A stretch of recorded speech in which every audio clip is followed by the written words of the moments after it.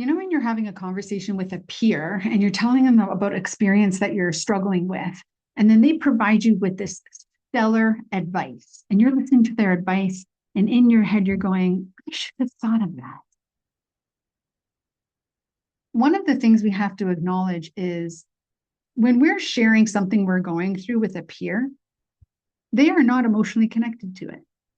So their ability to access their IQ and think creatively, strategically about what you're describing is often at the next level up because we're in it, we're having the emotional experience of it.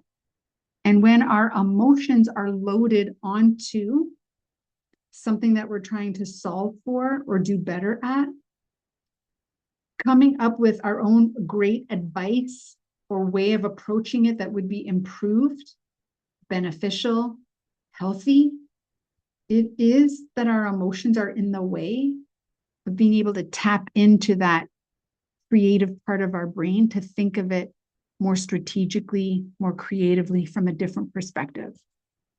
So here's two things I want you to take from that. One is when you're with your peers and you hear yourself go, great advice, I should have thought of that.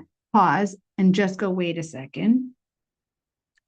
Is it that I should have thought of it, should have known that? Or is it that I couldn't actually access ability because I'm emotionally invested in a way that's interfering with that? Check inward first. Because if the emotional loading is there, once you clear the emotional loading, your creativity, your strategic thinking will unlock itself. If you remove the emotional loading and still you can't think of it in that way, perhaps it is that you lack some experience, creativity, or strategic ability in your leadership style. And this is the power of engaging with your peers on a regular basis.